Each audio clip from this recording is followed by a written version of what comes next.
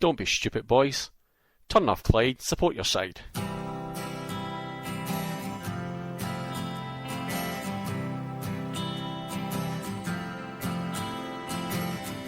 I would like to leave this city. This old town don't smell too pretty, and I can feel the warning signs running around my mind. And when I leave this island, I book myself into a soul asylum, 'cause I can feel the warning signs running around my mind. So here I go, still scratching around in the same old hole. My body feels young, but my mind is very old.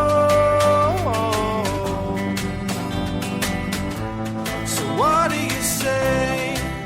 You can't give me the dreams that are mine anyway.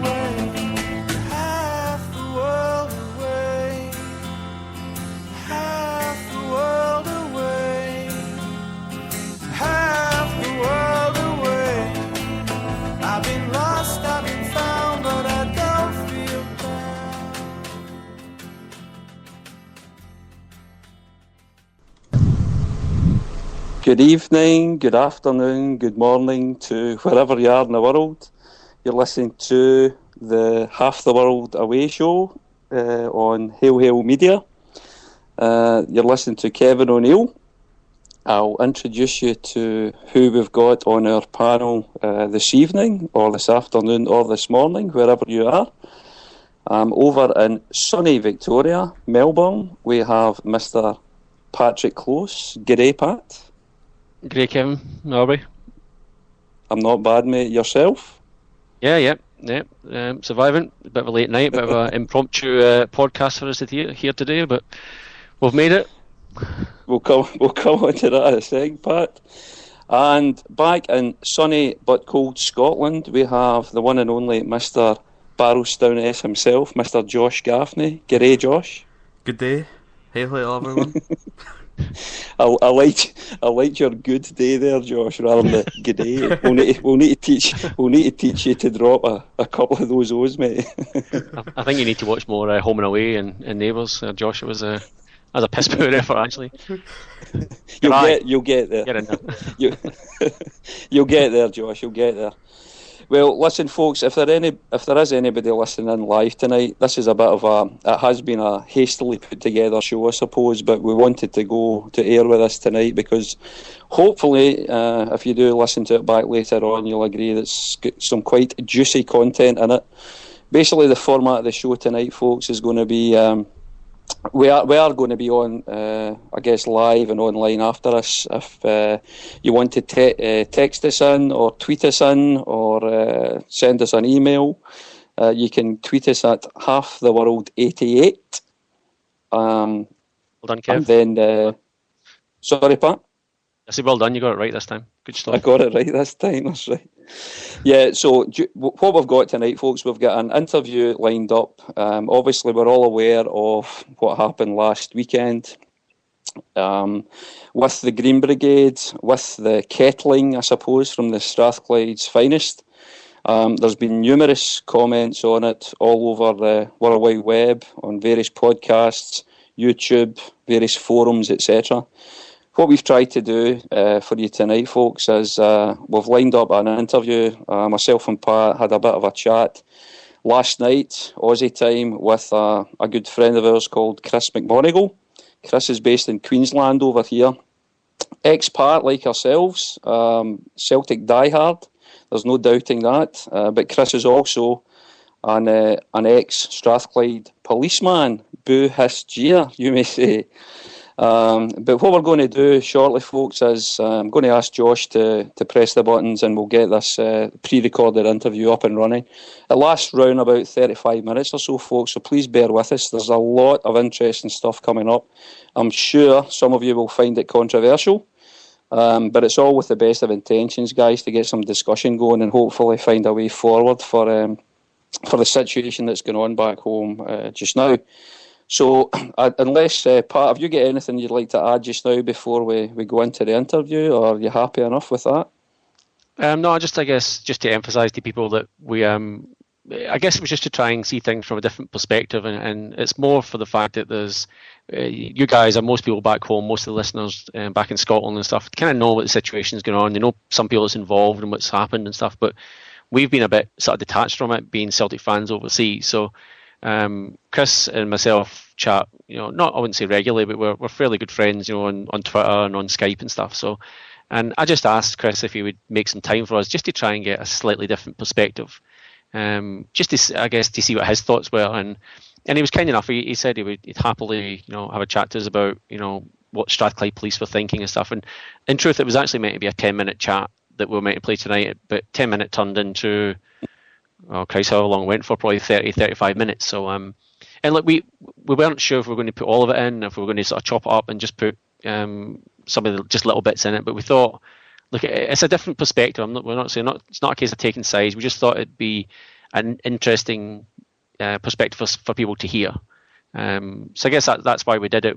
So it wasn't intended to go quite so long, but Kevin and myself had lots of questions for Chris, and he was kind enough to give us the time to do it. So we're hoping the audio is okay. We should actually point out to people we have had audio issues. We've been very unlucky in the past 2 podcasts. We've had we had Spreaker issues in the first one, and last time we had issues with Skype. So if anyone is actually listening, if all 2 fans out there, if anyone's listening, just let us know if you can in the message board that if the audio is okay. We'll try and check it during this interview with Chris. Again, bear in mind it was recorded on a computer and stuff like that. We're not sure the audio, how it will come across for you guys. So fingers crossed it's going to be okay for you. So that's all I had to say. You've covered all bases there, Pat. I think you have. Josh, have you got anything you'd like to say before you ask you to press the button, mate? Any comments at all, or will we just go into the interview? Well, this will be my first time listening to it, so I'm looking forward to what content it's got in it, especially from this person's perspective. That's about it. Great stuff. Well, I think so before I ask you... We should just ask. Yep. We should ask if anyone is listening to, even if you want to tweet in, again, just on their thoughts on sort of what's being spoken about. And again, it's whether you agree with it, you disagree with it, you like it, whether you think you guys just a former fascist. If you think yep, I can actually see from a policeman's perspective what happened. We're just interested to hear what you guys say. So I guess maybe if you send emails a bit later, if you're listening back, you can send us emails at halftheworld88@gmail.com. Again, we're just interested in your feedback. So we just wanted to do things from a slightly different perspective from all the other discussions that have went on. So any sort of feedback at all would be much appreciated. So all yours, Excellent, Josh. Pat. Excellent, Pat. And I think just before you push that button, Josh, please do tweet us in. Form your opinions as you hear the interview, folks, and tweet us. I'll read out the handle again. It's at halftheworld88. Send us your tweets. We 3 of us will be back live after the actual interview itself. If anybody wants to Skype us in, Pat, what's the Skype handle, mate? The same? Half the world away? Are you there? Yeah, mate. So it's the same as before. It's at halftheworld88. No, take out the away part. So at halftheworld88. Good on you. So yeah, please, if you want to Skype us after that, just use that handle as well, folks, and you'll get us. So yeah, Josh, over to you, mate, if you want to press those buttons. So I know the stuff you were tweeting today was along the lines of, don't believe all you sort of read, that sort of stuff. I know, I guess for Kev's benefit, you're an ex-cop from Strathclyde Police. For my sins, yes. So now he lives in Queensland. So lives in Queensland, got his own private investigation company. So that's kind of where his background came from. So I guess, the thing I was curious about is, what do the police? What do you think they're thinking in this whole thing is? Is there an agenda against these guys? Are they just doing their job? Is there something coming from, I guess, higher positions? Is there an agenda basically against the Green Brigade? I don't particularly think it's became an agenda against the Green Brigade because they were probably the most easiest target to pick on. I think for the understanding of how it's got to work, you've got to understand how the police worked. And pretty much, if you go back to the 80s, and you can probably blame Celtic for this as well, because at the time, the policing changed with regards to how they financed things and all the rest of it due to a guy called Sir Patrick Sheehy when he'd done a report on how the police worked and all the rest of it. And he tried to bring in things like performance-related pay. And it kind of got blown out the window a wee bit, and it was adjusted that the police had to justify to the politicians as to how they got their money and where their money came from. And if you think back to the 80s, it was easy for them because the intelligence service at that time was based on the special branch ran everything. The special branch was funded out with Strathclyde Police. So they got their money from the central government, and it was easy to get money for them at that time because there was the escapades that were taking part in the north of Ireland. There was the M77 protest. There was fast lane. Right? So it was easy for them to have something to justify their existence. So the special branch basically afforded the intelligence services, and Strathclyde Police ran it for them. They were funded from them. And if you can imagine, like the drug squad and all the other sort of specialist squads in Strathclyde Police, they piggybacked off the back of it, and they had this intelligence system that's how they got their information. It was obviously paid for by central government. But now you take out the violence in Northern Ireland has almost ceased effectively of any significance to the west of Scotland. Mm-hmm. The M77 protests have finished. So all of a sudden, with what you've got, Strathclyde Police would now have to pay for their own intelligence because it wouldn't be coming from central government. And it's been like the perfect storm to know that politicians been politicians, and they say, well, what are we giving you money for? And the question I asked you earlier, Pat, was basically, can you remember how all this started? And it was domestic violence they picked on at the time. Do you know, and there was a spike in domestic violence. They were blaming it in football, and all of a sudden we had Alan McCoy whispering something in Neil Lennon's ear, and the shame game, and there was something, and then all of a sudden we had legislation. Do you know, and all of a sudden there's legislation in place, and politicians want, right back to what Sheehy said, performance-based results before you get your money. So therefore, the police have now had to justify what they're doing with their money. So they have to come up with something to try and justify where the money's coming from. If that makes sense to you, do you know? So, and policing in itself, how can you justify what's good policing and what's bad policing? Do you know? And the only way you can do it is by figures. So they have to find something to pick on to justify where their money's coming from. And I think it's just been a perfect storm. It's all mixed in. And the easy option, and I think the Green Brigade at times make it very, very easy for them to pick on them. Because they do, everybody likes the Green Brigade because they bring atmosphere to the game. And I don't think anybody at all dislikes what the Green Brigade bring to games.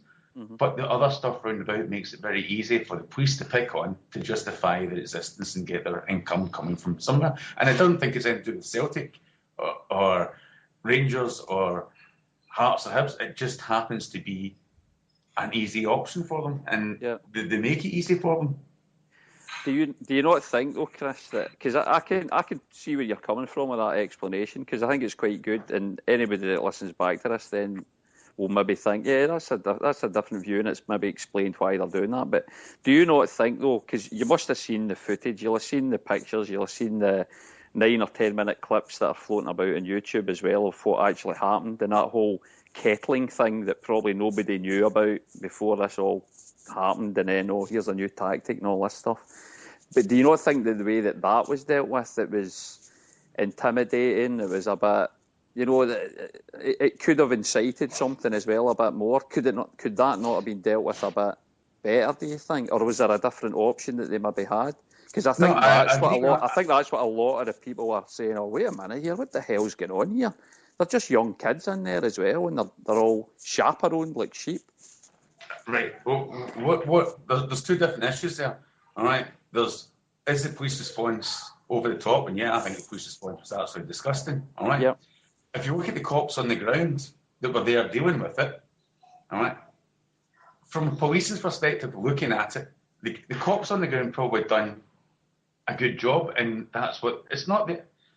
It's a bit like a soldier. A soldier goes into battle, and it's not him to ask whether it's right or wrong, whether he should be fighting. A soldier's there to do what he's told to do, and the cops on the ground probably actually done a reasonable job. And I know there's lots of people who go against what I'm saying there, but they were doing what they were told, the cops on the ground. The decisions to go down that line are absolutely disgusting in my point of view, but the cops on the ground probably done what they were told. And ultimately, and I watched Josh Gaffney's video, and I seen it, and from a perspective, in one way, it was very, very good policing. I think the reasons behind it were totally disgusting and 100% wrong. Mm-hmm. But from the way they actually carried it out, it was probably very, very good policing. And I understand how controversial it is, but I can see it from two different sides, and I can see that the guys on the ground actually probably carried out their orders very well, and that's what a cop's meant to do. Is if you're instructed to do something, you're not asked to interpret it to a point. You're actually meant to go and do it. Otherwise, the command structure, there'd be no point in having a command structure in the police. There'd be no point in having a command structure in the army, because it doesn't work like that. You've got to do, whether you think it's right or wrong, to a point, and obviously there is a line to be drawn. From perspective of looking at how they dealt with it, they actually probably dealt with it very well. Mm-hmm. But the reasons behind going down that line, I think, were totally disproportionate and totally wrong. Mm-hmm. Well, actually, Chris, that was one of the things I was going to pick up on, the disproportionate side of it. Why would they have? Well, I've got my own theories about why there was so many, I guess, around that sort of area at that time, and I reckon it was partly to do with the fact that there were other demonstrations going on elsewhere. Now, this is just my theory. The reason there might only have been, just say, 50 to 100 allocated to the stuff at Gallowgate, and then with the is it Scottish Defence League, I think it was they're called. So basically the other sort of Nazi flipping demonstration going on elsewhere, that all of a sudden these guys that have been paid, I don't know, would they be classed just say like a 4-hour minimum shift? So basically you work on a Saturday, so you're going to, like, do you get paid per hour, or do you get basically paid on a block, or is it per day? And the reason I'm asking this is that it was a case of they were actually designated to go to a different protest, and then when it fell down, didn't actually happen, that the police are basically on the radio and went, tell you what, just make your way to Gallowgate, and go down there and just wait and see if anything kicks off. That's probably nailing head. What I think it was picked up on, I think it might be in Josh's video, I seen it, that said there was cops from out with Glasgow brought in. That's pretty standard. What would happen is the shift that would be on, say, between 7 in the morning and 2 in the afternoon is normal shift. To accommodate these things, the police would take cops from Airdrie, cops from East Kilbride, cops from Paisley, and ship them in to deal with it. Same with the football as well. Do you know, that's how they deal with the football in the afternoon. That's how they cover the football. They take, not that there's that many surplus numbers, they take the surplus numbers from all the outlying divisions and put them in to whatever it is they're going to deal with, and that's how they deal with large-scale protests, large-scale the Orange Walks. That's how they. So cops from outside divisions get brought in to deal with that. So they would already happen to have been there, mm-hmm. ready to deal with something else. But again, it comes back to this wasn't unknown. I knew the Green Brigade were going to have a protest a week in advance. All right, you know, so if I know the other side of the world, I'm sure. I know stuff like police intelligence services can get slagged for a lot of things, but I'm sure they would have known as well. And it was always there or thereabouts in their mind. And whether we like it or not, as I say, the whole thing started off with a domestic violence. The Scottish government saying we're going to tackle domestic abuse, and then goalposts get moved and get moved again and get moved again. This legislation get brought in. They have to justify the legislation. And it's led us to a situation where basically the Green Brigade and the police, for want of a better word, are at war. And who's going to win, who's going to lose out of that? Is anyone saying at this moment in time, I don't know what way it's going to go, you know? And there'll be one winner, but who it is, I don't know.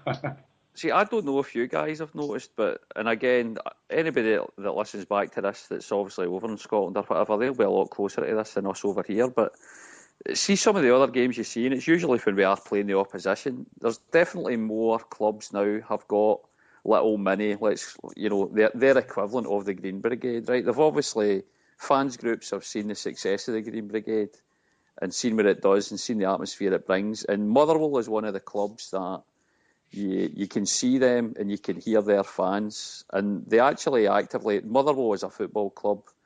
They work very closely with them because they love the whole thing. Now, these guys, as far as you can see, these guys carry on, if you want to put it that way, the exact same way as the Green Brigade would do at a match. But I've not heard any. What's that there? I've not heard any of the stuff about intimidation or that group of fans, whatever the Motherwell fans call themselves, being intimidated by the police or anything like that.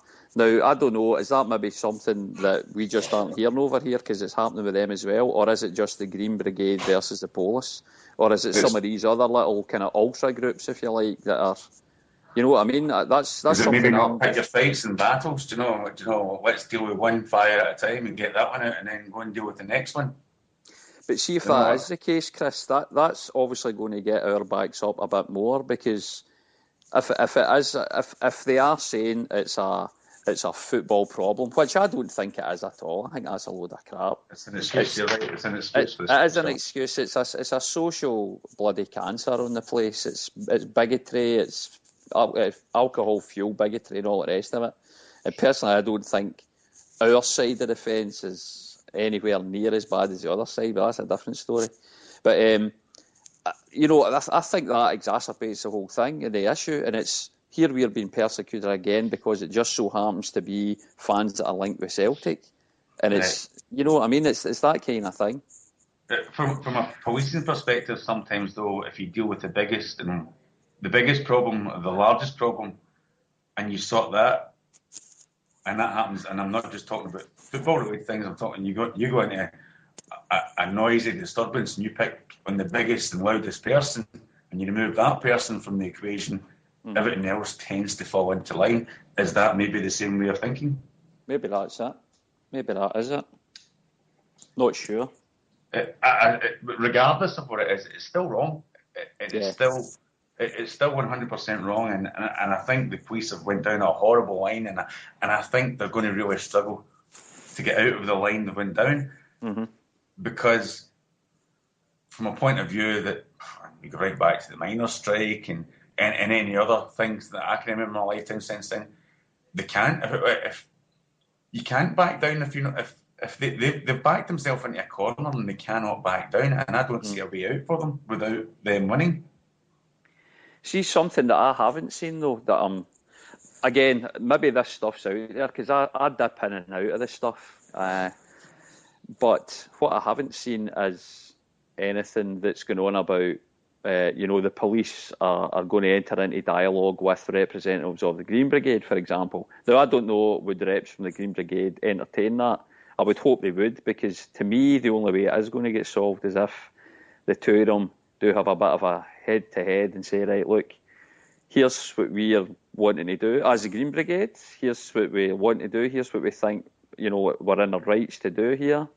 The police would come back on the other hand and say, right, you can do that, you can do that, you can do that, or you can't do that, here's why you can't do that. Just have that bloody civilised chat, if it could possibly get to that, and say, right, we understand the rules on our side, we understand the rules on our side. The rules, to be fair, are already there, whether we like them or not. The rules of how a society behave are already set down in law. Yeah, I think that's that part of it. I think I listened to the couple of guys from the Green Brigade on the Homeboys podcast when Jason and Matt interviewed them, and I didn't listen to it live, and I'd read some comments, and I heard Paul say it was just guys wanting to go and support the club, and then I listened back to it, and I kind of got a different view looking from it. From what I thought I was going to hear. And they did basically say they're a left-wing ultra group and they want to do this, and if they basically said at times they want to act out with the law, right? And until they decide they're going to come within the law and what is acceptable and what's not acceptable, they will always have confrontation with any police force, whether it be Australian, Scottish, Argentinian, until you fall within the confines of the law, because the police are, if a crowd are lawful, the police are absolutely powerless, regardless of who or what it is. A bit like that march on Saturday, right? The Green Brigade were always on hiding to nothing from the very, very start. regardless of what happens anywhere else in the city, because the police can always come back and say, at the end of the day, the march wasn't authorised by them in Glasgow District Council. Mm-hmm. Therefore, they've always got the big stick. The Green Brigade need to wake up and start playing and start boxing a bit clever. But I think they've been very naive in their approach. I think they could win if they start thinking about it a bit better. Mm-hmm. I think if they start going, well, where are the lines here? Where are we going wrong? And if we start playing within these lines, they will defeat the legislation put in place. Mm-hmm. The problem is the new legislation is very, very wishy-washy, and there's a lot of interpretations that can put on it as to what's offensive and what's not. That actually doesn't help the situation, because the new legislation, I think, is quite pathetic. Mm-hmm. And see, that's, I think, because I listened to that same interview, Chris, at the time with the two boys from the Green Brigade on the Homeboys show, and to me, it wasn't clear as to what the whole aggro was about. What were the real disagreements as to you can't do this, you can't do that, or whatever. I know what you're saying about the whole what the law is in society. That's fair enough, but I think it's how they're behaving actually in the ground is the thing that has sparked the whole thing, and them getting forward. Now, I don't know what that is, because obviously no cameras zoom in on them when you're half the world away. Obviously, you don't see what's going on because the cameras don't home in on what's that. Now, I've heard that stuff about the lateral movement and all this kind of carry on, and they shouldn't be doing this and blah, blah, blah. But I don't know specifically what the real triggers for... There's been a point in time that they've said, right, wait a minute here, there's a few... The police have obviously seen, wait a minute, there's some troublemakers in there, they home in. You know, I would like to understand what exactly is it that the police are accusing them of doing that's so wrong, because I honestly can't see it. They're singing songs. Maybe is it because they're singing? You hear the Roll of Honour the odd time. Is that specifically what they're getting them for? Is it the lateral movement? What I honestly don't understand what the big hoo-ha is about. And I'm sure everybody that's in there, and they might not even be Green Brigade, they might just be hangers-oners. There's going to be a few little lovable rogues, let's call them, that are involved in that. Now, if these are wee guys that are just tagging on, we all knew what it was like growing up ourselves. If these are wee guys that are just tagging on, they've not got the same real outlook as the Green Brigade. But we know the Green Brigade always, they like to say this stuff, we're anti-sectarian and all this, which has got to be applauded. But I'm sure there's wee hangers-oners there that would probably tick off 90%, agree with all the 90% of what the Green Brigade stand for. But there'll be another 10% of wee naffs that will basically bugger the old sectarian bit, because F the orange bees and all that stuff. It's that element that would attach themselves to them. And if that's what we're talking about, then we're not necessarily talking about the Green Brigade then. It's another little group of fans that the police maybe need to be homing in on. But just as they need to be homing in to those same arseholes that go to see Dundee United or Aberdeen Ultras or Sefco in the 3rd Division or whatever. Do you know what I mean? That to me, this is why they need to sit down and say, let's get talking here. Because I don't know if that's happening at all. But again, I think that comes back to why it all started. And I think we've lost sight of why it started. It started because Strathclyde Police and the government wanted to put a curb on domestic violence.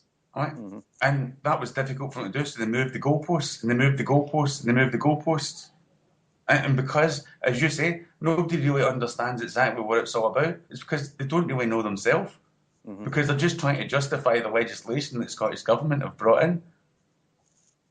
And if you keep moving the goalposts, it's very, very hard to get an answer to where we're going. And again, like you, I don't think anybody knows the real answer until there is what is the problem. And they're going to come back to any excuse.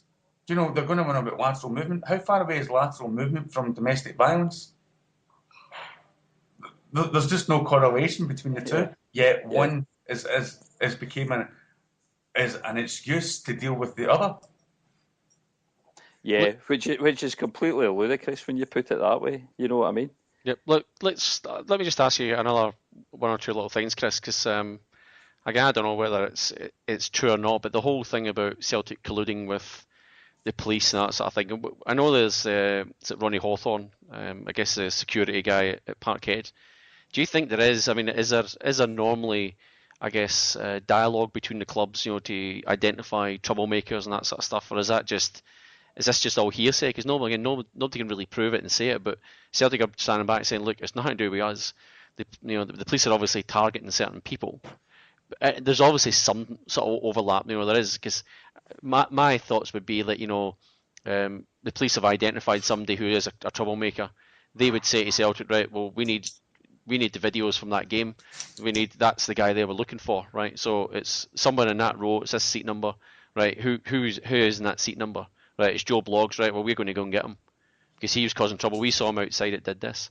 So, but do you think there is actually anything going on between Celtic, I guess, colluding with the police, or do you think they're just cooperating the way they would normally do under normal circumstances? I think you probably hit the nail on the head there with the word, and I think it's the word colluding it's probably the word colluding that probably annoys me. Colluding to me is the illegal passing of information or a secretive meeting to assist something that's not meant to be taking place. All right?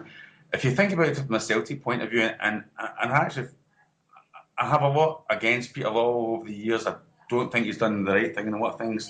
But when it comes to this, I don't know if you heard the Homeboys. I didn't listen to it, but I seen a video clip today of somebody who was obviously at a meeting and who was accusing Peter Lawwell of colluding with the police and all the rest of it. Look at it from a Celtic point of view. Celtic have got a stadium.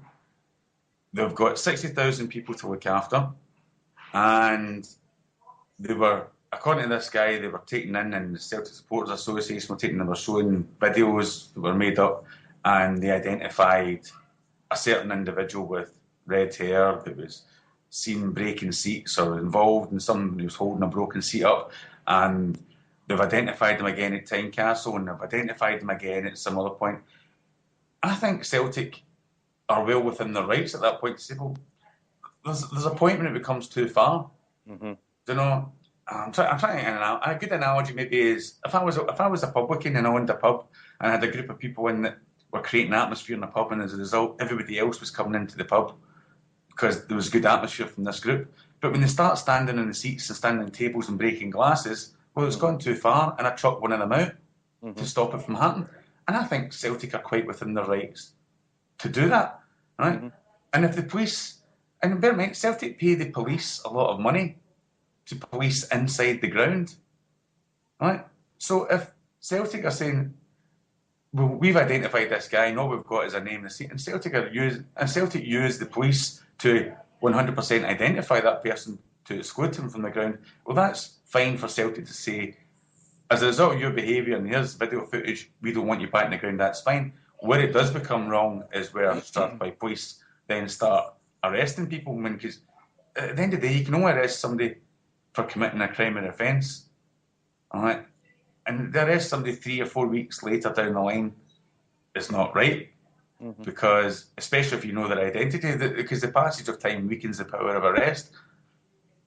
And I think it's the police that are totally overstepping the mark. I think it's perfectly within Celtic's rights to say, we've got a brand to protect, and if somebody takes it too far at some point, well, we've got to be doing something. I don't think it's colluding. I think it's what they should be. They should be in dialogue with the police force for the protection of their brand and the other people within the ground.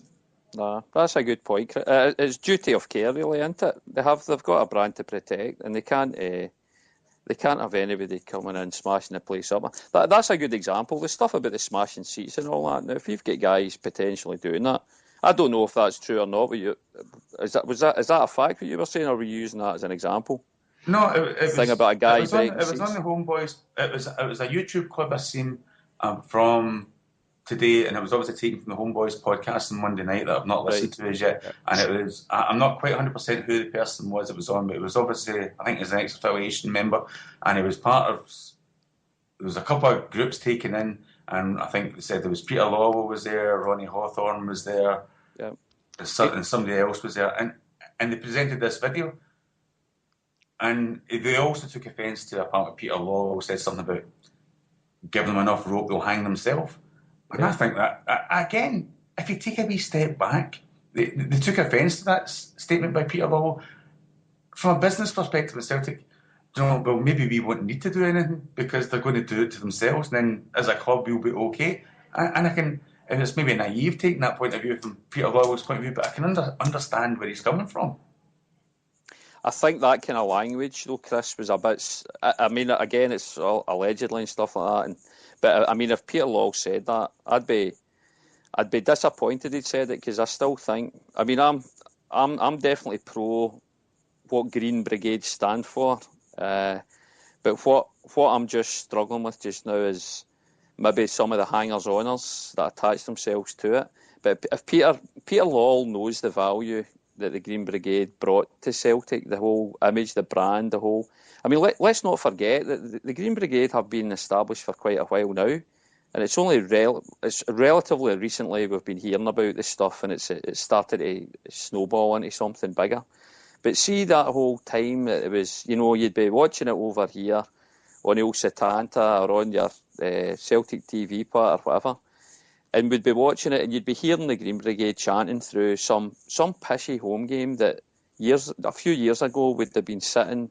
There'd been total silence on the telly, but there's the Green Brigade chanting, "Just can't get enough" and stuff like that, and it was outstanding. So the board, Peter Law, etc., they must have loved the Green Brigade at that particular time. So the whole idea of him now saying, "We'll give them enough rope to hang themselves," well, that to me is the wrong thing. They need to step in and say. It depends on what context it was said in. And after the gentleman that said it on the Homeboys podcast said it, to be fair to Paul Larkin, he did ask the question. He says he asked about how it was said, and he didn't prefer get an answer to that. So it really depends. You can take it. He obviously did say it, because I've no doubt to disbelieve the guy, but to be fair, he didn't answer Paul's question when he said, how did Peter Law say that? What was the mood at the time when they were saying it? And I can understand it can be taken in several different ways, because I can look at it from a point of view, well, we just want rid of them full stop and we give them enough rope to hang themselves. Yeah. That's wrong. Or is he talking about the individuals who are causing bother, damaging the brand name, being at risk to everybody else, that, well, they're going to get themselves banned by the police and we won't have to do anything? It really is the context of what it was said. Yeah, I think in the way, if you look at sort of what the Green Brigade sort of proclaimed to be, this kind of socialist, kind of left-wing kind of grouping, when you've got someone in I guess an established and higher, a high sort of position in a company, using that sort of language to, I guess, to the man in the street, to guys like you and me, that is quite an aggressive kind of tone coming from like a CEO. I think that's kind of what's really got on their goat, is it. I guess there's different ways of putting the thing. Like eventually you could say, well, the guy's kind of digging a hole for himself. He'll get caught eventually. I think is pretty much what, if in the context of what he's saying is, if the guy's causing trouble, eventually he'll get caught. But again, when you have a CEO saying that to someone with, I guess, a left-wing or socialist kind of frame of mind, it becomes quite an aggressive, kind of way of expressing it, if you know what I mean. I get your point. My whole thought on that whole thing exactly was that, give him enough rope. What was the context? Was he laughing? Was he saying it was a bit of a joke? Was it? And you just don't know what else went on in the meeting. He might have been saying it at the end of it, walking away, where nothing else was really. The conversation was over. Whereas it might have been said in a joking term, or it might have been in at a heated time in the meeting. So again, it's knowing when it was actually said is, I guess what a lot of people will be thinking, what exactly did he mean by it? So, but again, Pat, we've also, we're all very clued up. We're trying to work out what's happening. We're all trying to form, well, what we should. Are the Green Brigade right? Are they wrong? Are the police right? Are they wrong? Whatever it may be, whatever line you want to take. But part of the problem is we don't know, because we've all become very apt through social media at using propaganda, shall I say, And if you look at from the weekend there, you had the police point of view. They were saying all the things to promote their case, that there was telephone calls and the police attended and they were doing all the right things. And I laugh and how good, and you've got to give the Green Brigade credit as well, to a point. And I heard Kev mentioned the 14-year-old boy. That to me is akin to when the Americans dropped a bomb somewhere, that the wheeled the women and children that were injured out for the TV cameras. You know, we're all very good, because whether we like it or not, at using our own propaganda to get our own point across, right way or wrong way. Therefore, it's very, very hard for us who have not taken part to decide what's right and wrong, because we're trying to fight through each side's own propaganda in its own way. You know? See, this is where Half the World Away shows a bit different, Chris, because we want to get your point across, mate. You see, the devil's advocate. Yep. So that was the reason we wanted to chat, is it? You know, to try and hear it from someone with a foot in both camps. You know, you're a Celtic fan, but you know, from a cop on the beat sort of thing. You know, you would actually know what was going through their heads, and I think you explained that really well at the start of it. Was pretty much they were following orders.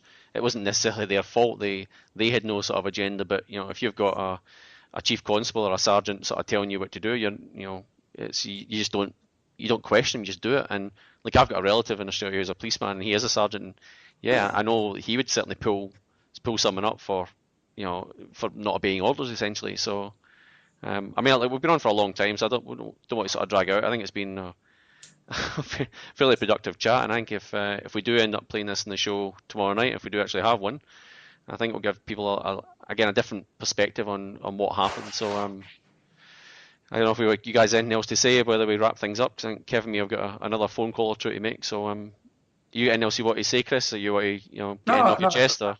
I just don't want to sound as if I'm trying to back the police in any way whatsoever. Cause Too late. You've done it. You've done it. I do genuinely try to look at it from an outside point of view, and I try to read into what I think could be happening and the thought processes behind certain decisions. And I genuinely think we've came about this as a result of political interference, and it's just been a perfect storm between political interference in the policing and where their money's coming from, and the Green Brigade have been a perfect example. The ones I do feel sorry for are Peter Lawwell and the club. In fact, the one that really annoyed me today was I seen a tweet directed at Neil Lennon that says, "You asked for the thunder and you phoned the police." And that's when the Green Brigade. That's the first I've got to say my support of the Green Brigade has started to waver when I started to see tweets from that going towards Neil Lennon. That was the first time I've got to say I got really the Green Brigade are starting to lose my support once you start doing things like that. I didn't see that, but yeah, that's pretty bad taste, I'd say that.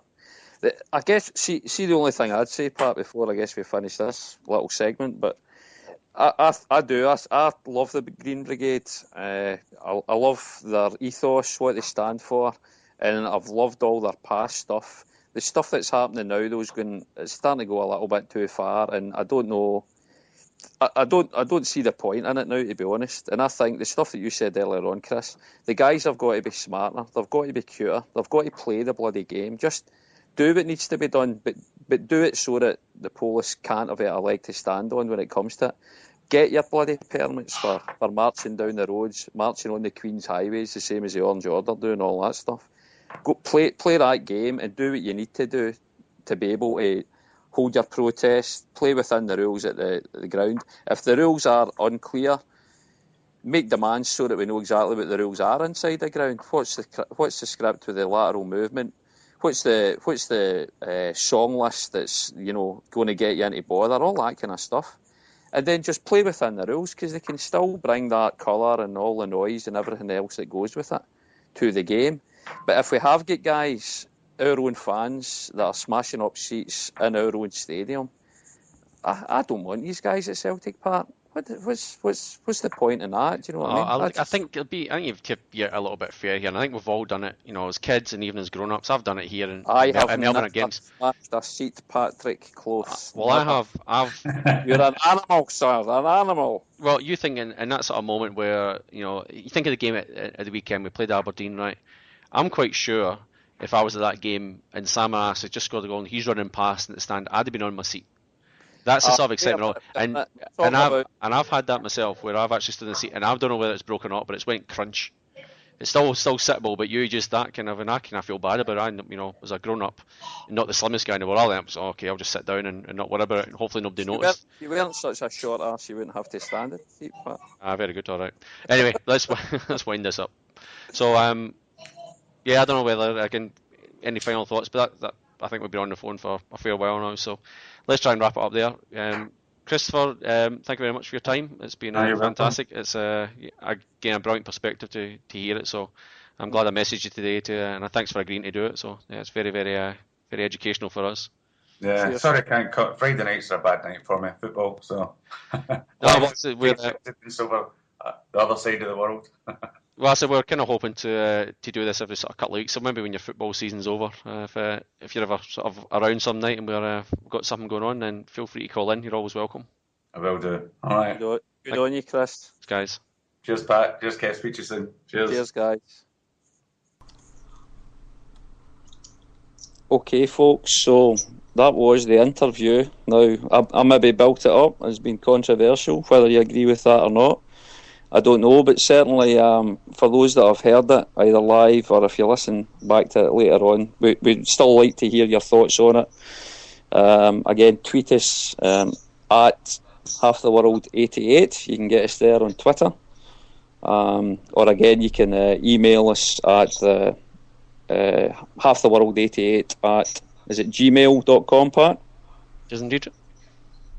So yeah, let's know your thoughts, folks, and we'll try to cover them off. Now, I guess, Josh, if I can come to you first, that's, I guess, the first chance you've had to listen to it. Myself and Pat had digested it, I guess, before it went out. It was obviously pre-recorded last night. Again, thanks very much to Chris McMorrigal for his time on that. Whether you agree or disagree with Chris's points, it was good of Chris to take the time out to speak to us and to go through. Very, very honest viewpoint from Chris. But I guess, Josh, from the bits that you could pick up there while you were still tracking comments coming in during the show here, what were your own thoughts on what Chris's main points were during that interview? Yeah, it was quite good. It was level-headed, and he's definitely went into depth. With a 37-minute interview, he made a point about the police officer on the ground. Obviously, they're just doing what they're told, and I agree with that up to a point. But at the same time, I think there was instances on the day where officers, they could have made a decision to, do something else, but instead they decided to, in particular, they kind of rushed at a crowd of people that were separate from the march. With the batons out, and a lot of people are trying to get back. There's a clear video of it. A lot of people are trying to get back away from the police, and unfortunately 3 guys get pinned against a car when they're trying to get away because they're walking backwards. They get pinned against the car, and the police left them for apparently no reason at all. Of course there might be something the video didn't catch up, but the video to me looked quite clear, and they looked innocent to me, but they picked them up anyway. But yeah, overall it was quite good. Yeah, I mean, I think I'll be honest with you as well, guys, because I'd obviously formed my own opinions before we had that chat with Chris last night, and the thing I enjoyed about Chris's points that he made was it gave me a different perspective on things, and I thought I kind of acknowledged, yep, okay, right, I can see why that might have happened and why this might have happened. But after the chat, my overall view of this whole situation did not change, in as much as it was still heavy-handed tactics for what it actually was. Very heavy-handed tactics for what it actually was, and that was fundamentally wrong.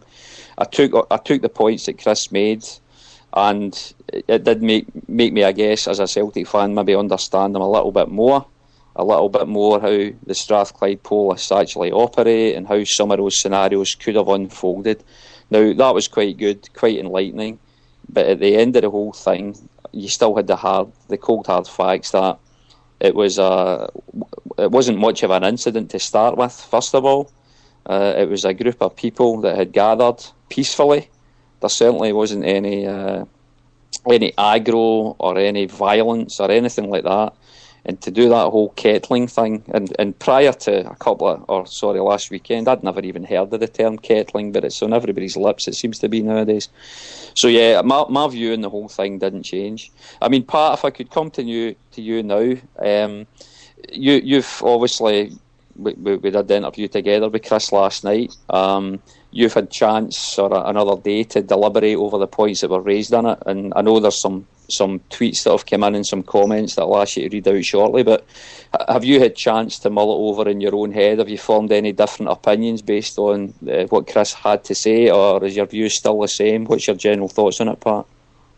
I think it's, again, along the same lines as some people. I think it's pretty much been an overreaction to a certain incident, but yeah, I mean, it wasn't played out really well, and there are elements that someone tweeted me last week, and I wish I'd sort of taken down. I can't remember who it was, and again, it's pure conspiracy theory, but I think that was along the lines of the Green Brigade played a master stroke, as in, I guess conspiracy theory is, did they do it deliberately, and publicise this thing knowing that the police would turn up.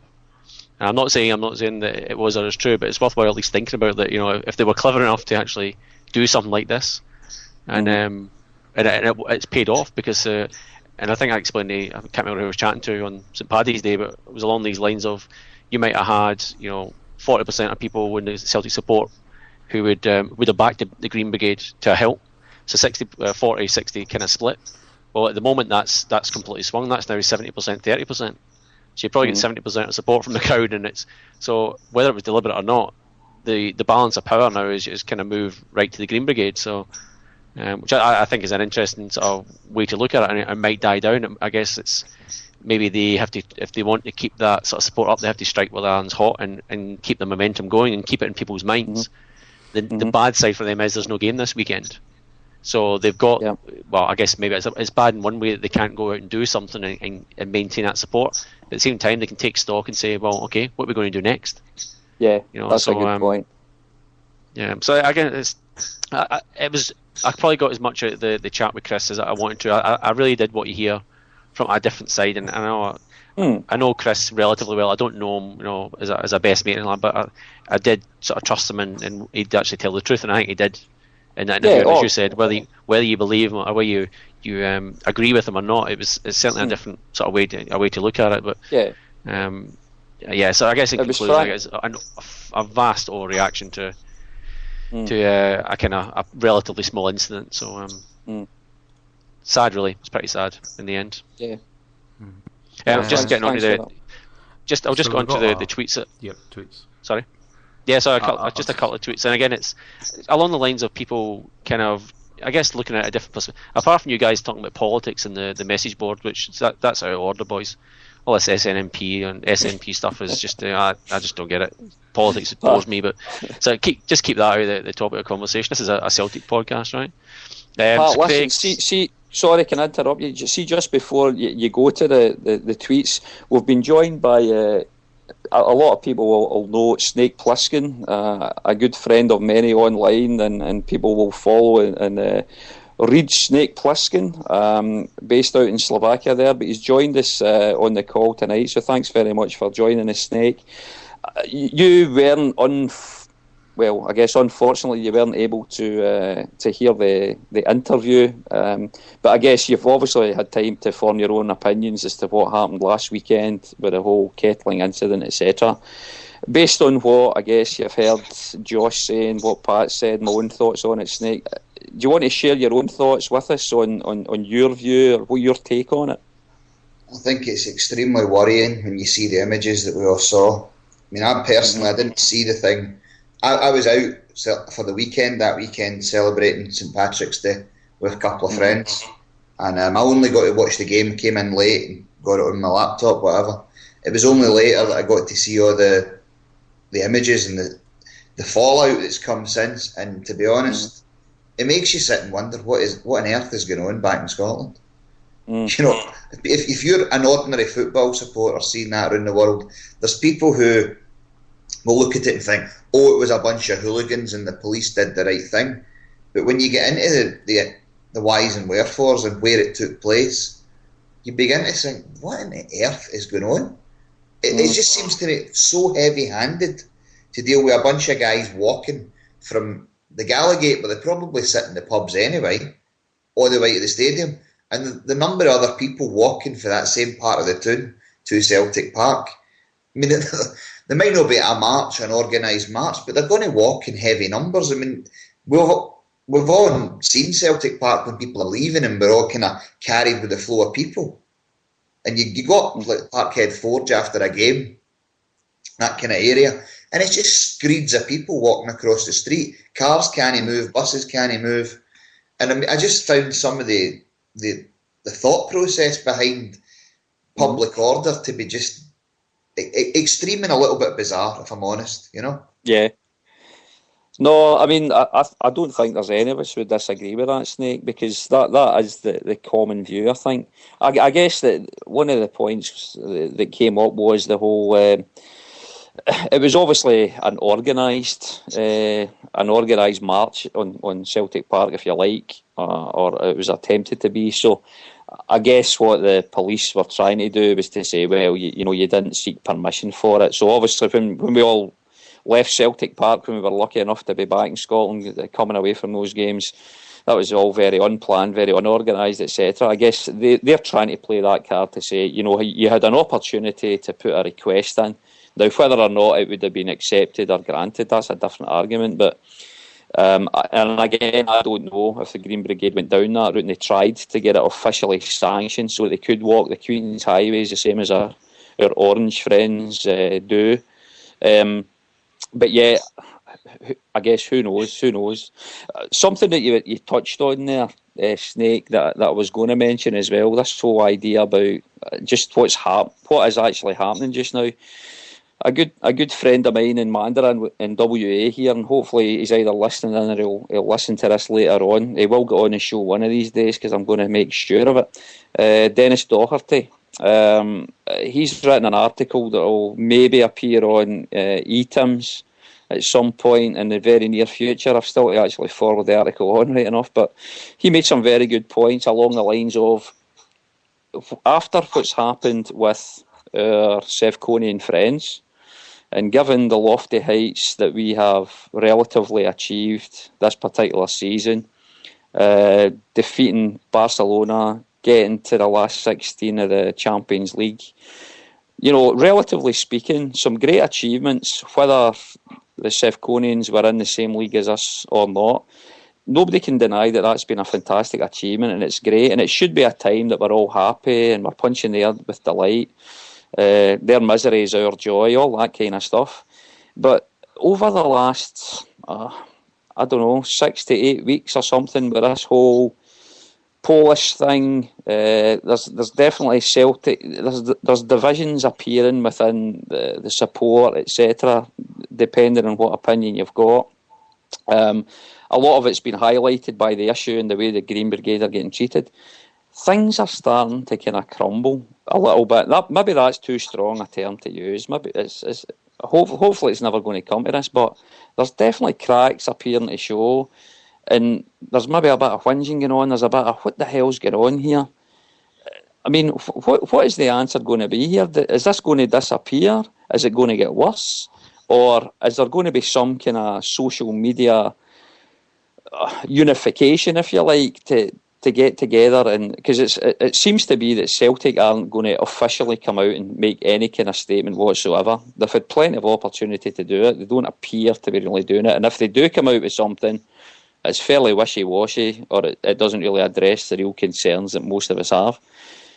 Is there going to be some kind of unification of social media that could potentially come out and drive some kind of movement, support the Green Brigade, give them a bit of a hand? Because I certainly think the Green Brigade need it a little bit from the wider support, worldwide support at that as well. I mean, Pat, your thoughts on that there? Or do you think this is all just it's a flash in the pan, it's all going to wash over and things will be right as rain again? I don't think it's a flash in the pan. I think it's been going on for too long for it to be a flash in the pan now. We've heard these stories for too long, and it seems if you believe the Green Brigade, absolutely, it looks like this is a concerted effort on the part of the police and some people believe even from our board to get rid of them. And I think this is becoming a big issue for the support. It's really putting a huge dampener on the end of this season, as far as I'm concerned. We've done wonderfully this year as a club and a support, and the world has looked at us and has said, God, what a wonderful club, what a wonderful support. But they only see the nice side there. They're not seeing the day-to-day people like us that follow it every single day. And it's bringing it down an awful lot, I think. And I think that we need to use the social media to get everybody around the table and get this sorted out one way or another. These guys are, all right, I'm not saying the Green Brigade are angels and they've never done anything stupid or bad. They probably have. But they don't deserve to be getting that kind of thing happening to them that we saw. You know? No, absolutely not. We need everybody around a table with us. Celtic, the supporters groups, the police, everybody. Sit down and even the politicians, if people really think this is down to the politicians, get your Glasgow City Council folk, get your SNP folk, whatever, the Scottish Parliament, get everybody sitting down and saying, look, we need to get this tightened up, because offensive behaviour at football can be anything. That could be me saying, oh, you're a whatever. You know what I mean? A lot of folk can get offended by that. Who decides what's offensive and what's no offensive, and how offensive is it? Is it only mildly offensive, or is it just extremely offensive? Who's it offending and why? And, you know, the whole thing is a total mess. No, it's good point, Snake. I mean, Pat, your own thoughts on that. Is this a flash in the pan? Has it been, as Snake says, it's went on for quite a while now. Is it going to get worse? Is it going to get better? What is the way forward as a Celtic mass, I suppose? For me personally, it's kind of hard to say from over here, because you don't see what's happening, you know, on a sort of match day kind of environment, I guess. But whether it's flash in the pan, I don't know. I kind of agree with Snake. I reckon it's been going on for a bit longer than probably what a lot of people realise. And you can kind of sympathise with the Green Brigade to a certain extent. Like, at the end of the day, if someone keeps sort of poking you with a stick, eventually you kind of lash out and do stuff. And I think that's kind of what's happened, is like they just feel as if they're backed into a corner. Now, whether they've played it smart or whether they haven't, you know, it's just human nature to react that way. If someone just keeps having a go at you, eventually you kind of lash out. It's kind of like you get the bully sort of picking on a kid at school. Eventually, you know, I'm not saying all cases, but you know, eventually sometimes that kid just stands up and goes, you know what? Nah, stuff you. I'm going to hit you back once. The problem they've got is, it's the famous old song, is, you know, they're trying to fight the law, and there's normally only going to be one winner in that. And I think that was along the lines of what some of the first tweets I saw from Chris, and that's what kind of got me thinking, is that, you know, if they picked a battle with the wrong group, you know, so we should have this unified sort of battle against, you know, I guess our colleagues in the Premier League, and then, you know, when our good friends south of the river come back as well, we're going to have a battle with them. But at the moment there is this division, and it's not even just among individual fans. You're talking different fan groups that, and I can actually, I don't know if Peter and Scouse Tim, so basically the Packy Boner CSC, I had a few sort of tweets going with him on Monday during the Homeboys, and it was along the lines of maybe someone somewhere has to explain why there's all these different fan groups. Now, is it just a different outlook they have on supporting the team, and is it, you know, like essentially what they said, the affiliation, the Supporters Association and the Green Brigade, so like the three different fan groups, so meeting Celtic at different times and stuff. I don't get why they're meeting at three different times. It's that I mean, Pierre Lawwell obviously has a bloody big office, so you try to tell me you can't get either 3 or 6 people sitting around his desk all chatting about a similar subject and a similar outcome. I don't know whether Celtic will try to divide them so they could, you know, get one against the other and all that sort of stuff. I don't know, but I think it's maybe time, like, you know, why is the affiliation? Why aren't the affiliation and the Supporters Association effectively, you know, joined to the same thing, and the Green Brigade can be a separate group from there, because they've got their own sort of left-wing socialist kind of views. I don't know what the way forward is, but there is this division, and this is just my feeling from over here. There's this massive division that I don't even remember this during the whole takeover and, you know, sack the board stuff. I don't remember it being like this. I don't know. I was a bit younger at the time and just didn't notice it, but genuinely don't remember any sort of division like this. The people that wanted to go to the games against the people who said, "Well, I want to sack your board, and I'm going to protest outside." I don't remember this. So someone sort of correct me if I'm wrong, but I don't remember that sort of level of division in the club.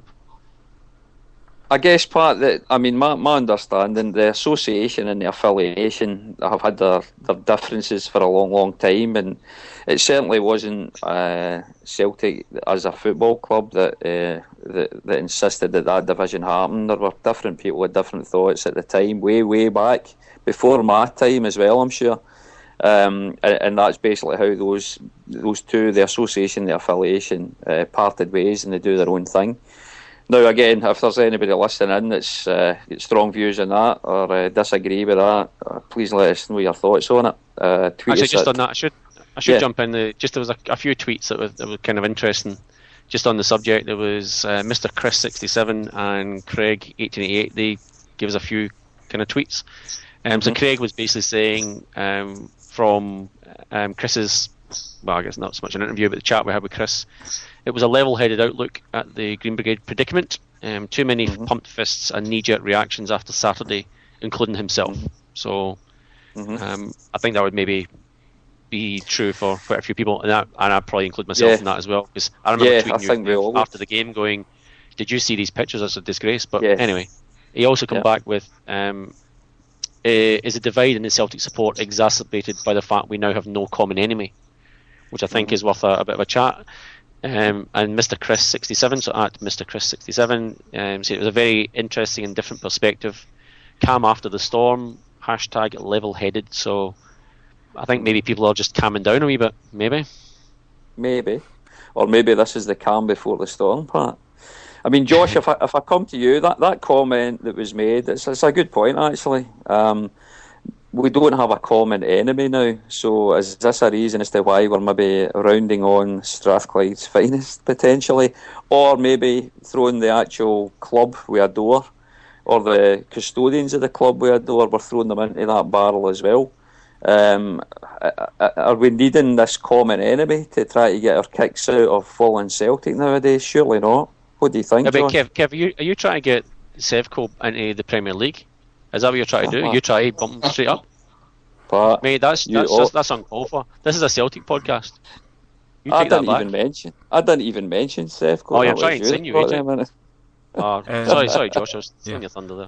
Well, basically... Good point, well made, though, Pat. Good point, well made. Sorry, Josh.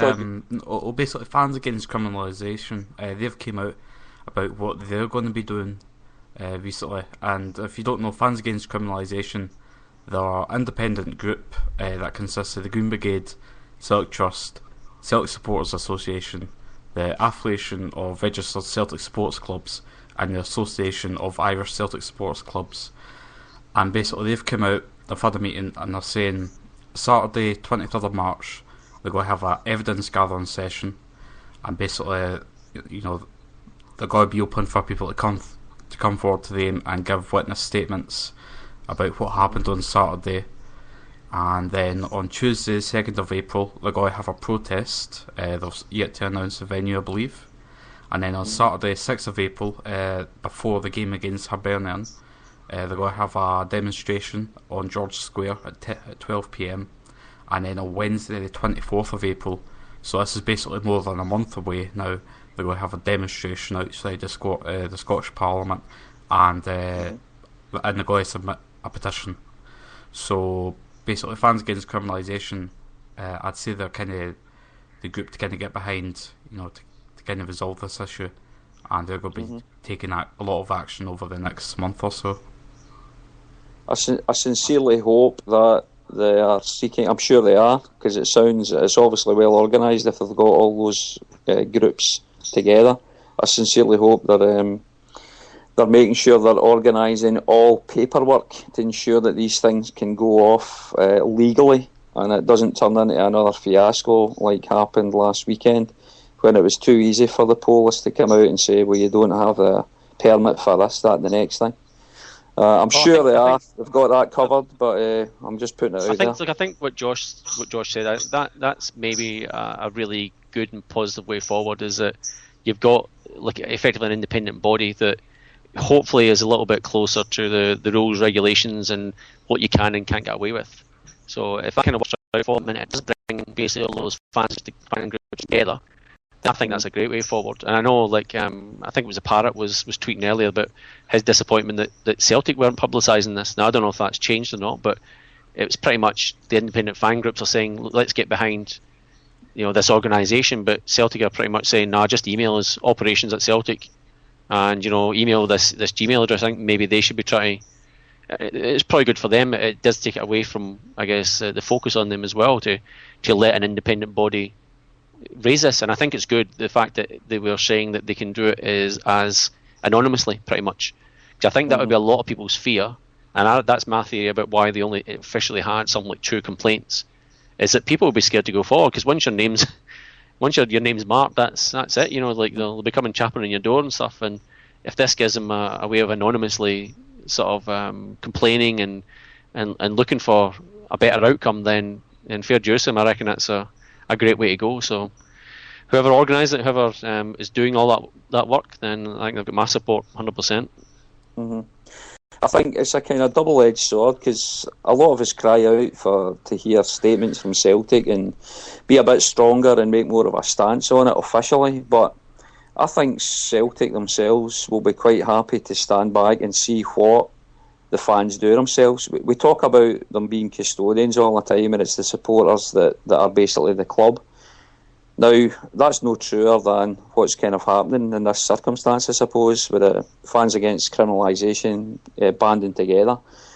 I could see the reasons why Celtic officially would be standing back from that and saying, let's see where the fans take us with this.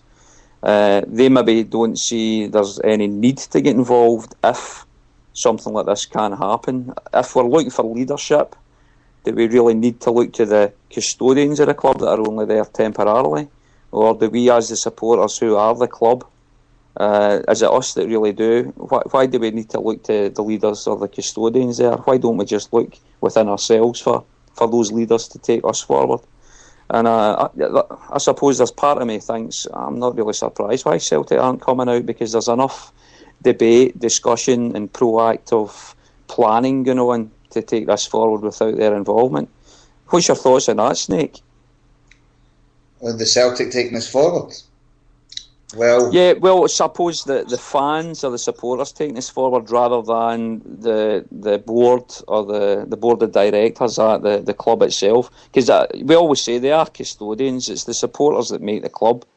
The point I think I was trying to make was maybe they are quite happy to sit back and see where the supporters go with this entire issue, and that's why they're maybe being a little bit quiet on the matter.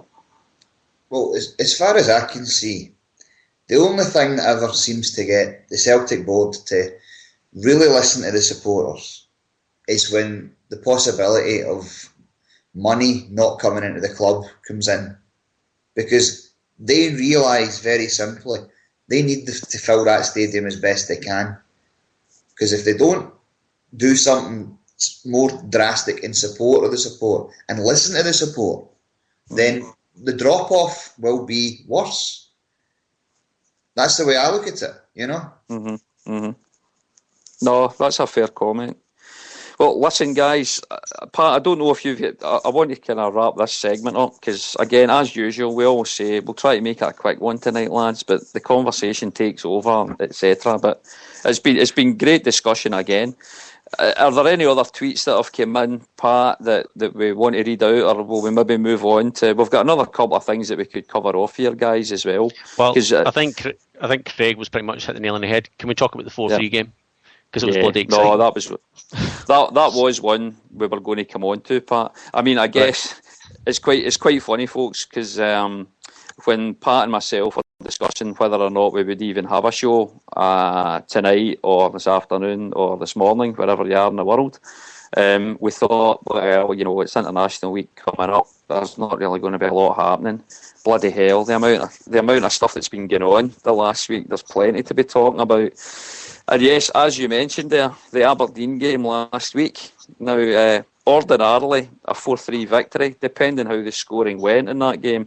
If we were 4-0 up in that game at home to Aberdeen, and the final score was 4-3, you'd have been coming out of Parkhead thinking to yourself, that was crap, we lost 3 goals or whatever. But the manner of the victory and the way it happened, I'll be honest with you guys, I was watching it. It wasn't on live TV over here, so I had to stream it online. But I did watch it live, however. But I was on such a high with the whole manner in which we won that game, that it was one of those ones that you just you were buzzing after it, sort of thing. I mean, I'll come at you first on it, Josh, if that's okay. Did you manage to see the game from sunny Barrowstown S, was it? Or did you get along to the game at all? Yeah, I managed to get along to the game. It was my first game in a wee while, so I was... Good man, Josh, good man. So, I was looking forward to the game. Sitting down before, all the music playing that, and I was a wee bit hungry. So I was like, you kind of risk it, because sometimes the first 5 minutes of a game, it's just like passing about. Nothing really happens. So I was thinking maybe I'll be a wee bit cheeky and go grab a pie. I know what you're building up to here, mate. I know what you're building up to. But luckily, luckily I didn't. Luckily I didn't, because we scored a record-breaking goal 12.2 seconds in. And once we did that, you just kind of sit back, and I was just kind of thinking, this is going to be a good game. We're just going to get everything behind us. We're just going to have a good game. It's going to be like 4-5-0. But unfortunately, things kind of stagnated from there.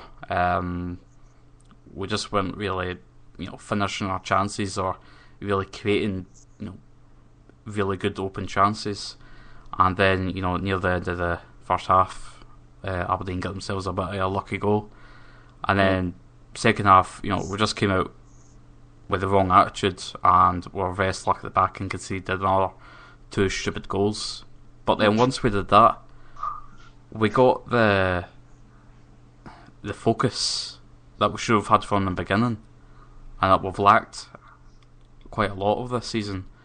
And that was just really the ambition to go forward and really create a chance every time we get near the box. And just be clinical with the passing, clinical with the shooting, and manage to score 3 goals to win the game. Yeah.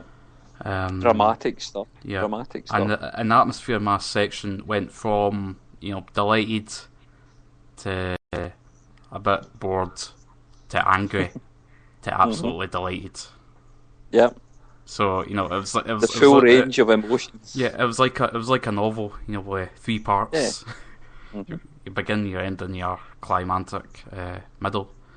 So, although the beginning for you was nearly I'm away for a pie. That's what I can't. Just when you started saying it, I thought, I got Josh, the last time, whenever was the last time you were at Celtic Park or Paradise, and you get there and your first thought is, I need to go and feed my face.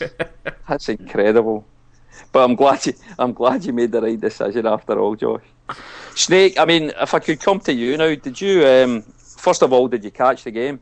I did, yes. Well, that's a bonus now, because then we can talk about it, I suppose. So, I mean, what I said earlier on and what Josh has kind of said there, it was one of those games, wasn't it, where, the best possible start, you can't really get a better start than that.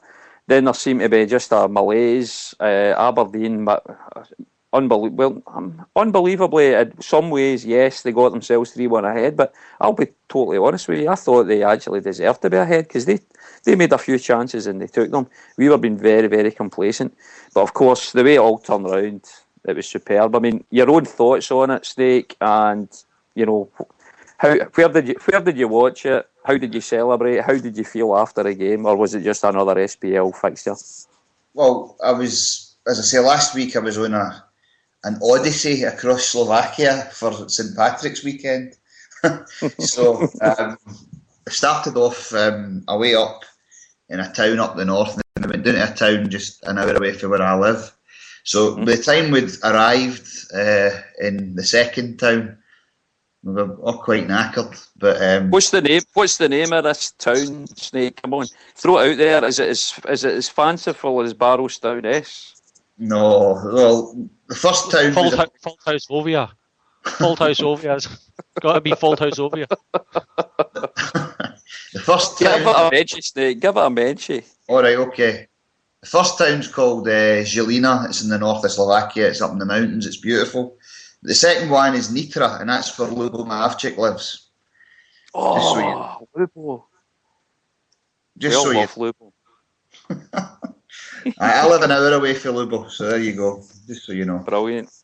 That's good. Right, so you were full of the festive cheer. Let's call it for St Patrick. You caught the game. So yeah. So we as it morphed. We got the game on, and I was just relaxing in the hotel for a wee while before we went out watching it. And then I thought, oh, fine, good start. Let's see where it goes. And then the roof kind of came in, and I just thought the team were playing like a wee bit like strangers, and the midfield was kind of all over the place, and it was giving Aberdeen a lot of time on the ball and a lot of possession. But to be fair to Aberdeen, they did play very well for a long spell in the game. And it's better if teams come and attack you rather than sitting there in half waiting to lose a goal, you know. Mm-hmm. But when I thought they've chucked it today, they're just making a mess of this. And then I was reading some of the message boards, and one boy said, see if we get one at 3-1, Aberdeen will capitulate. Fair play to that. I can't mind his name or anything, but fair play to him, he was right on that. And the game was great. It just went bang, bang, and then as soon as it went equaliser, you just knew we were going to win that game. Something was going to happen. And it was the typical Celtic performance. A mess for so long, and then you just go, right, we're going to do this. And the fans blew them out of the line as usual, you know. It was brilliant, wasn't it? And Pat, I don't think we really minded Sammy getting a yellow card for taking his top off with that winner, did we? I wasn't even watching. I was probably pumping the air at that stage. I was. It would have been, oh God, when was it? I was about 10 to 4 in the morning. So I was watching that. I went to bed before it and got up and watched it. But saw the first goal, and I reckon I fell asleep halfway through the first half. But I reckon after the first goal, it was there was a sort of 5 minute of play, and the passing was absolutely spectacular. It was sharp and everything. I'll tell you what was the jinx was the guys on Celtic TV started talking about, this is brilliant, this could end up 9-0 again, or 9-1. And I just went, seriously? Yeah, Seriously, they tend to do that on Celtic TV, funnily enough, don't they? Our good friend, Mr. Kenny Mackay, bloody hell. We've all sometimes get green tinted specs on, but Jesus Christ, how can he see through his green tinted specs? I think he did apologise in one of the Huddle online, the Huddle daily shows, and I think like a lot of people, like when you see the passing, and again, if you watch it back again, it was like a 5 minute period, maybe probably after the goal, and it just looked so sharp, and it just the way I was thinking was, it just proves that these guys actually have genuine skill. But you know, the first touch was good, and the movement was great, but then it just fizzled out. So I still reckon Kelvin Wilson. Just watching the way that he fell after the Aberdeen goal, I reckon he was pushed. You don't. That's not a natural fall, in my opinion. That was a certain nudge the way he went over, because that was not a fake fall, in my opinion. But I don't think there was that much in it, Pat. I don't think. I mean, it's one of those ones that you've seen them given, you've seen them waved on. I wasn't jumping up and down when that happened, to be honest. I was just annoyed that he did defend it better, to be honest. Yeah, I agree. I mean, it was a mistake, but still, I reckon if you look at it, there's certain ways that, especially defenders are really crap at diving. So, and I just like just the way he fell. I just think it looked like a natural, as if it was a nudge in the back, and it might have been slight, but enough to put him off his balance anyway. But there was a couple of performances. I thought Kyle. I thought he was lucky to be still in the park. I think even at some stage, I think he did a really bad foul. So, but I guess the big difference was when Samaras came on. When I think it was Samaras came on for Kyle. Was that? Am I thinking that right? I'm sure it was. And that's kind of the thing that sort of changed things around. It's they changed the whole formation. They basically had Aberdeen backs to the wall sort of stuff. So, and yeah, I mean, it was fair dues to them. I think some of the outfield play was all right. I mean, it wasn't. I don't think it was like spectacular, but bottom line was it was crosses and free kicks and corners and that sort of stuff that kind of got us over the line again. It wasn't really sort of free flowing sort of football that got us back in the game. So, and I was kind of surprised even Stokes getting taken off. I thought he was actually doing. I'm not saying he was brilliant, but I thought he was better than Hooper. But And again, Hooper scores. You can't really complain about it, can you? Yeah. But when you go and Sammy, and again, I've done this in previous Homeboys Down Under podcast. I apologise to my family for shouting at 4 o'clock in the morning when Celtic score. I and my neighbours, and it was a nice hot night. I think here, and I said all the doors and windows are open. So again, apologies to everyone who heard me. But yeah. So yes, well, we can forgive you, Pat. We can forgive you. And it was a brilliant. Yeah, it was a great result going into the international break. I suppose probably what we needed after what had happened prior that particular day. Well, guys, what I'm going to do as well just now, I'm going to come on to something else just now, a little bit out of left field here. But there has been this was aired a little while back, and it's reappeared recently online. It's this potential new Celtic strip, right? So we've maybe all seen it. We maybe all saw it a little while ago. We've now seen a revamp of the thing with the Magners sponsorship. If anybody hasn't seen it, it's effectively the green and white hoops with the Magner sponsor, but every green hoop has effectively got a white pinstripe going through the thing, and I don't know how many there are on each green hoop. There's maybe about 5 or 6 or 7 or something like this. But it's been posted on various websites, various blogs, etc., etc. And well, first of all, I'm hoping that everybody that we've got on to talk to here has actually seen it. But I'm just going to go around the panel, if you like, and get our thoughts on it. And Snake, I'll come to you first, if that's okay. First of all, have you actually seen this? I'll leave my own thoughts till later on. But have you seen the strip in question? Yes, I have. Right, so, well, the first thing is, do you think it's a bit of a fake? Do you think it's there's a good chance it is going to be the strip, or do you think it's just one of these little prototype things that's maybe in development stage? But also, what are your thoughts on that image? On the image, it kind of reminds me of the Celtic top for the mid-90s. You remember the year we were at Hampden? Mm-hmm. It's kind of like that in the sense that the hoops are quite thick, you know? I know they've got the pinstripe going through them, but they're kind of bulkier than what I'm used to looking at. I prefer my hoops to be more kind of even keel around the whole strip. Mm-hmm. But, I mean, the Magners thing looks nice in the middle. It's bright, clear, and that'll please the sponsors, I would imagine. The green... What about the pinstripes, Snake? The pinstripes. I'm not mad Do they break the hoops? Do they make it multi mini hoops? What do you think of the pinstripes? I'm not crazy about them. I've got to admit, it's a bit kind of beautifully too many lines for me, you know. Yeah. No, that's not very democratically put, Snake. I like that. Josh, I'll come to you. I take it you've seen the image, yeah? Yeah. Yep. So again, similar questions that I put to Snake there. What's your? Do you think it's potentially is going to be the new strip, and if it is, what do you actually think of the thing, of the design, etc.? First thing I'd like to note is that inside the collar, it's not got the usual, sort of Nike branding inside the collar. Usually, is just kind of a bit of silver, but it looks a bit blank. You really have zoomed into that image, haven't you? It looks a bit blank, so I'm not 100% sure if it's real or not. Overall, what I say about these kind of leaked pictures is you can't actually fully, it almost makes the kit look really bad.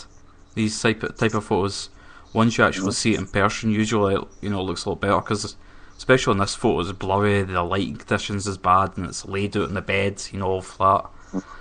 But what I can see for it is that I quite like the collar. It's brought back the not really the round collar. It's more the triangle one. I quite like the collars like that. I quite like the sponsor. It's just plain black and white rather than having any kind of standout colours on it. So that blends in with the shirt nice. But I'm not a massive fan of the badge and the Nike tick. I don't think. Josh, what about the pinstripes, mate? The pinstripes. What about the pinstripes? Well, I can't actually judge. As I was saying before, I don't think you can really judge that well with a photo for like less. You've got to really see it in person. Right, I'll let you off for that one. Right, Pat, I'm going to come to you now. Same questions. What's your thoughts? Do you think it's a fake? Do you think it's going to happen? What's your thoughts on the overall design? I'm going to try everything in my power to avoid mentioning pinstripes. I'm not sure. It looks. I don't know if it's authentic or not. Whether I like it, I'm a bit so about it. I'm going to have to completely and totally disagree with Josh. I reckon the round neck strips, that's the way forward for me. I love the current strip. I think this one and what was it? I think it was a Scott McDonald one. I think it was the one with the Lisbon sort of stuff around the badge. I can't remember what year it was. So, but yeah, I reckon the round neck ones, the old fashioned ones, are the way to go. This one, I think, is more of a V neck. I don't like that sort of stuff. I like the old fashioned sort of select tops. Whether it's a retro thing, I don't know, but I think the current strips is nice. But I mean, don't be wrong, I'd buy it, but I'm not totally convinced by it. I'm not sold in the fact that it's actually genuine or not. And as for the pinstripes, I reckon you could do without it. No, well, I wanted to save my view to the last, because the first thing I see on that strip is those pinstripes, and I'm sorry, but they've got to go. They are just, I can't understand why you would desecrate the green hoop like that. I just think it's insane, and it's some mad Nike designers. They've got to be seen to be doing something different, and they've thrown it out there. See, the one thing I would say on this, guys, and again, I've been as vocal as you can be when you're typing stuff out on a Facebook page, but I honestly cannot see, and I know there's other clubs in England that do this, and probably elsewhere, but when it comes around to that time, 2 years have passed, and you're going to have a new strip launch, and blah, blah, blah, blah. You come up with, say, 3 designs. You knock them together, you put it out there, you get it on your website, you do have a bit of a fan poll or something along those lines to basically say, right, here's our options, guys, for the home strip or whatever it may be. What's your favourite? Now, again, it gets a little bit of fan interest. You are going to formulate an opinion as to what's best. Now, I cannot possibly see what can be so hard to organise something like that. Maybe their strategy is, this might get officially leaked anyway, this little pinstripe affair. And that's the way they generate some kind of opinion through the fans. But why not just make it a bit of a deal of it? You know, fans are always interested in what the new home strip's going to be like, let's face it. Why not generate that interest? Do a bit of maybe you even open it up to a design competition yourself, open it up to the fans to come up with the new home hoops. Why is it so difficult for Celtic to see the potential that that's got? And one thing's for sure, whatever design you come up with, it's going to be the majority of the Celtic fans that will decide what one you go with. You take the thing back to Nike, there you go, manufacture it, bada bing, bada boom, it's going to fly off the shelves. That's my thoughts on the whole matter about strips in general. But pinstripes are me, no chance. Don't desecrate the green hoop, please. Do you agree with me, folks, or do you think I'm talking a load of crap? I agree. Good on you, Snake. The last club I remember doing it was Crystal Palace, and basically they offered 2 home shirts and 2 away shirts. I think overall it didn't really, it wasn't a really big noticeable difference. It's not like it was, the shirt options were the best of all time. So, by doing that, I think you kind of reduce maybe Nike's ability to come out with a great shirt, and you might, just get an option of maybe 2 or 3 okay shirts, if you know what I mean. Rather than being able to, just focus and put time into producing one, really good design. So it has its positives and negatives doing that. And Kev, you should point out that it's not 2 years since the last strip. This is 1 year. So this is replacing a 1 year strip that Celtic had. So again, a lot of money for people to be forking out as well. I think there's going to be probably 2 or 3 new strips for this coming season. There's going to be a new home and an away strip. So I'm not sure. Are you talking about the home strip specifically, or just strips in general, Pat? Because it's always 2 years between the home strips. No, this is that. It was- The current one's only been around for a year. I'm fairly certain on that, but Is Pat right there, folks? I'm not so sure. Is Pat right there? I think I'm he is. fairly certain. Aye, he is right. Yeah. What they'll say is fairly certain. they'll say that this season was just a special shot, because it's 125th year. Or we can't have it next year because that's 126. Aye. That's what Right. they say. Pat, I'm sorry for doubting you, mate. Never let it be said. So I'm just laughing. You forgive me? I'm just laughing at Chris, Mr. Chris 67. He said, "Fan polls for strips. Not sure about that, mate. Have you seen X Factor?" Christ. I don't watch X Factor. I wouldn't know about that, Chris. That So, jumps yeah. the telly here as well, you know. Honestly, that garbage is on TV in Slovakia.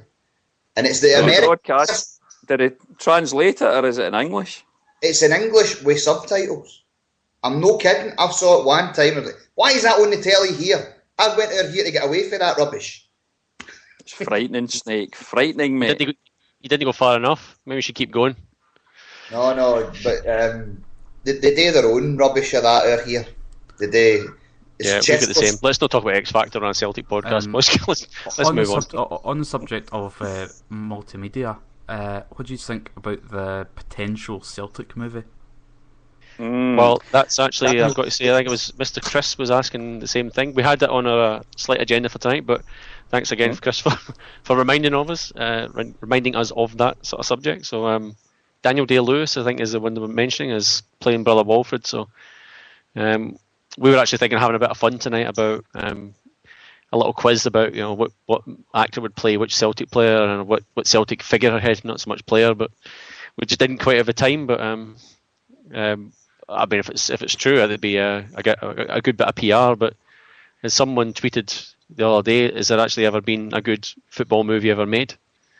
I think the line was, well, yeah, have a think about it. But has it been? Forget about all these the violence type ones, the hooligan type ones. Actually, a good football movie. So.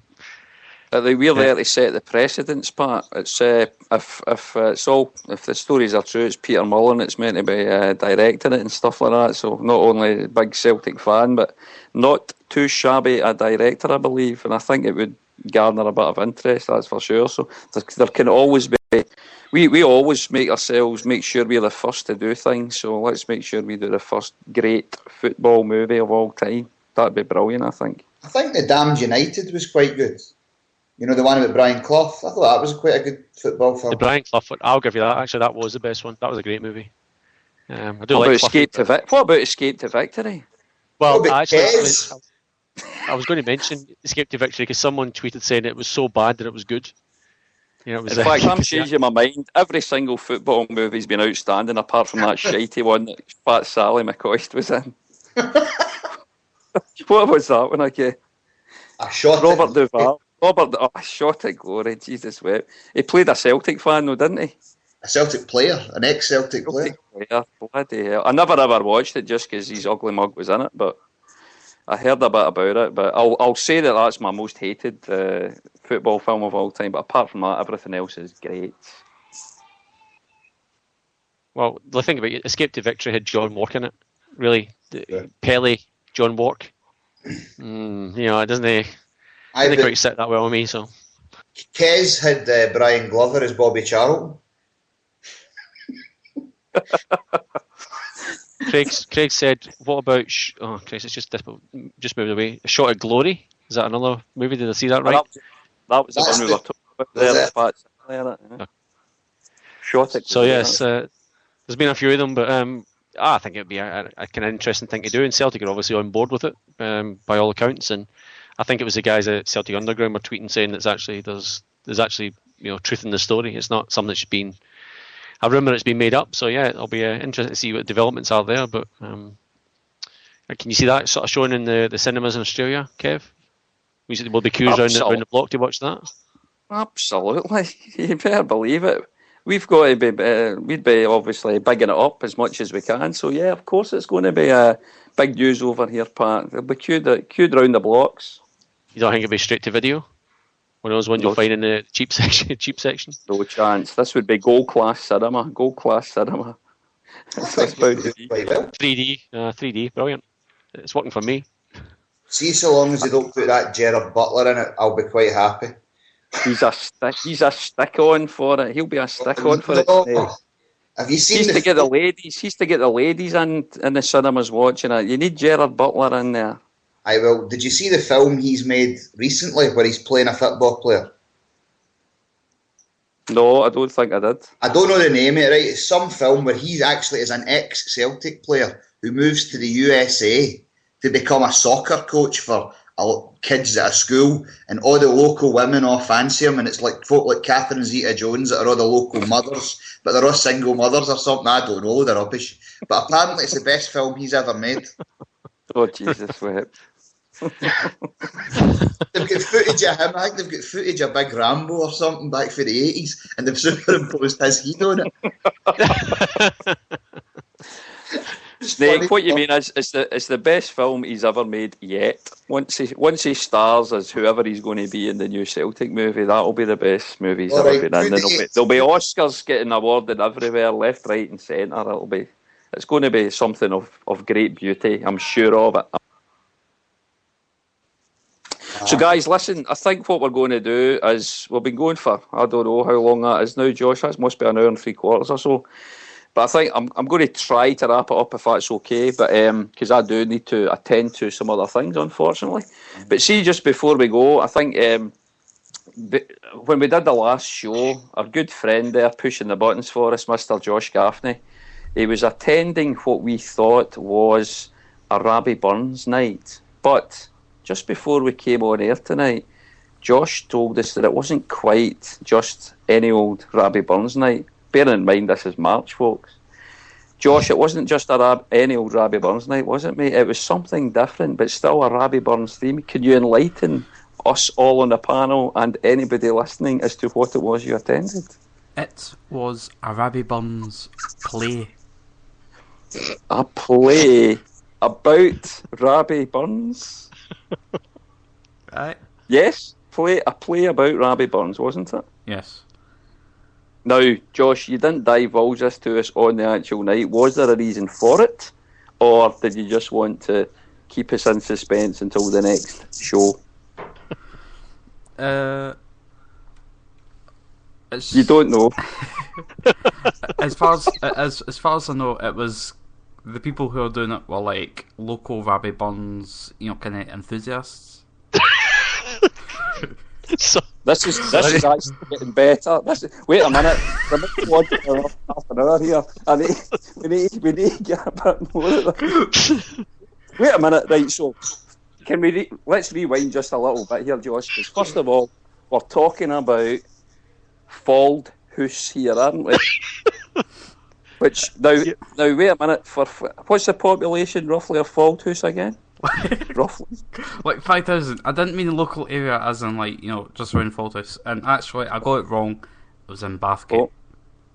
Right, okay. So it was in Bathgate, and what I mean by people around the local area is, I mean this makes it all around that kind of region of the Central Belt. I'm with you. So it's in Scotland somewhere. Yeah. Okay. It was people who knew their shit about Robbie Burns. Oh, good. Shit, yeah.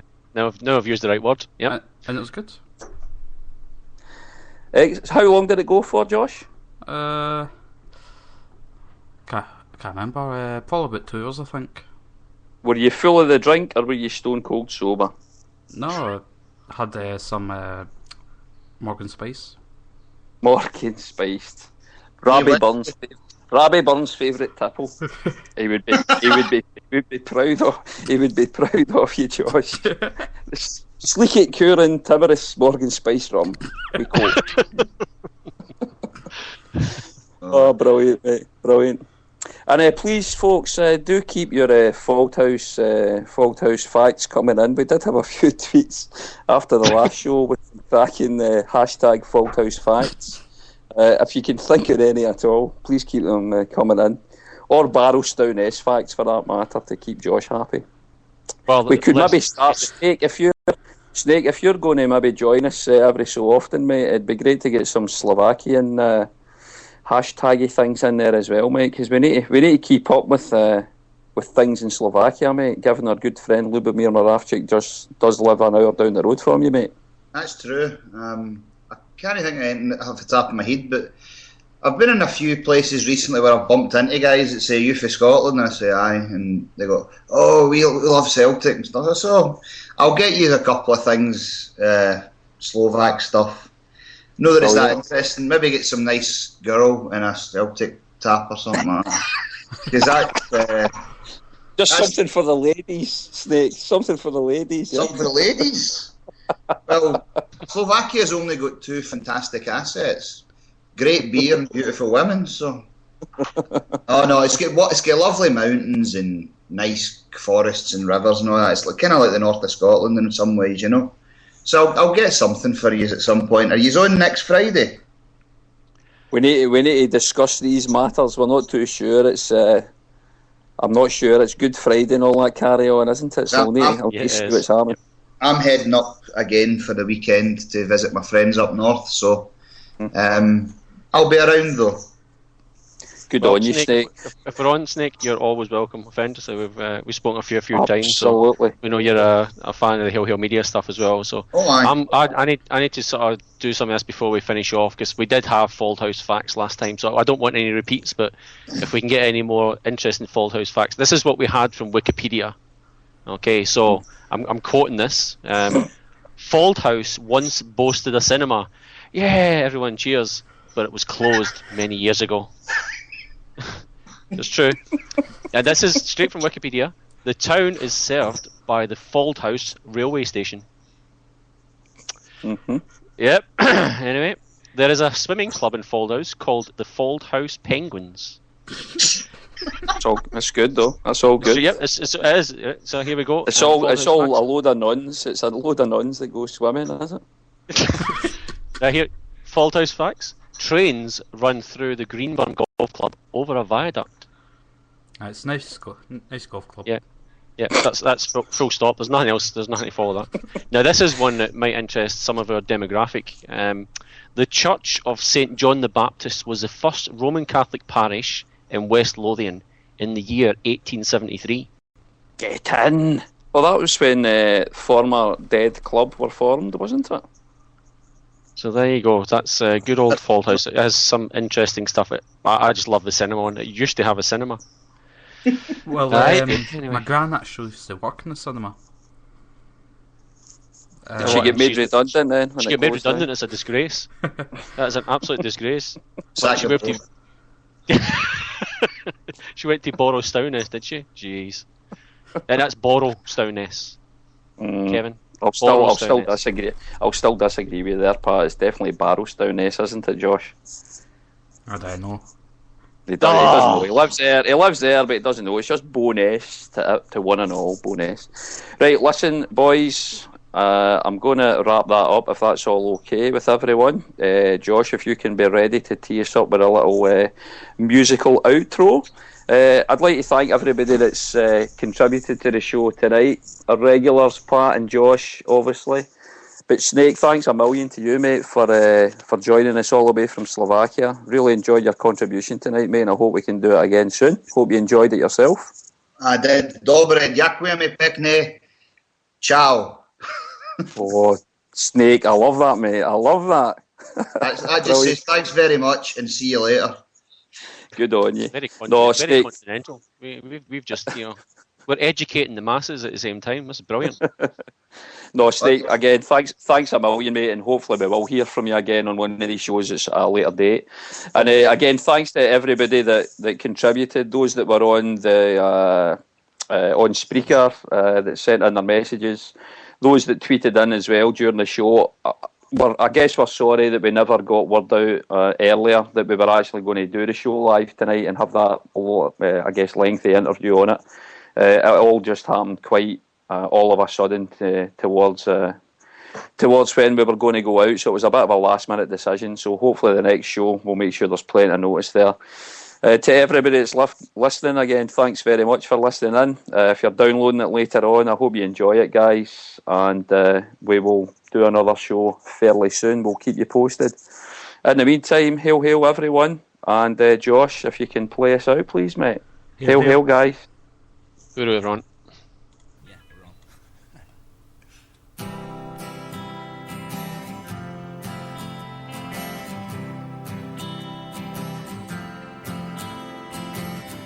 I would like to leave this city. This old town don't smell too pretty, and I can feel the warning signs running around my mind. And when I leave this island, I book myself into a soul asylum, 'cause I can feel the warning signs running around